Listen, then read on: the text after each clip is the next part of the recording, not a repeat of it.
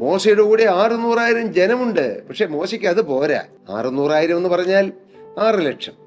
പക്ഷെ 6 ലക്ഷമല്ല, ഏതാണ്ട് 30 ചിലവാനും 40 ലക്ഷത്തിനടുത്തുള്ള ജനമുണ്ടായിരുന്നു എന്നാണ് വേദ പണ്ഡിതന്മാർ പറയുന്നത്. കാരണം യുദ്ധസന്നദ്ധരായ ആണുങ്ങൾ മാത്രമായിരുന്നു ഈ 6 ലക്ഷം. ബാക്കി കുഞ്ഞുങ്ങളുണ്ട്, സ്ത്രീകളുണ്ട്, പ്രായമായവരുണ്ട്. അങ്ങനെ എല്ലാവരും ചേർന്ന് വലിയൊരു കൂട്ടമുണ്ടായിരുന്നു. പക്ഷെ മോശ പറഞ്ഞു, കർത്താവേ, 40 ലക്ഷം ജനം എന്റെ കൂടെ ഉണ്ടായിരുന്നിട്ട് എനിക്ക് കാര്യമില്ല. അതിനകത്ത് ലീഡേഴ്സ് ഉണ്ടാകും, അതിനകത്ത് മോശയെ സഹായിക്കുന്നവരുണ്ടാകും, പല ജീവിത നിലവാരത്തിലുള്ള അനേകായിരങ്ങൾ മോശയുടെ കൂടെ ഉണ്ടായിരുന്നിരിക്കാം. പക്ഷെ മോശ പറഞ്ഞു, അങ്ങയുടെ സാന്നിധ്യം എന്റെ കൂടെ വരണം. കർത്താവേ, അവിടുത്തെ സാന്നിധ്യം എന്നോട് കൂടെ വരുന്നില്ലെങ്കിൽ എന്നെ അയക്കരുതേ എന്ന് മോശ പ്രാർത്ഥിച്ചു. എന്തുകൊണ്ടാണ് മോശ അങ്ങനെ പ്രാർത്ഥിക്കാൻ കാരണം?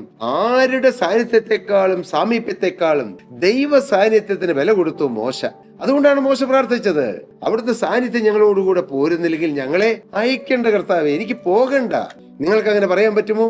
കർത്താവേ, എന്നോടുകൂടി അവിടുന്ന് പോരുന്നില്ല എങ്കിൽ ഞാൻ ഒരു കാര്യത്തിനും പോകുന്നില്ല.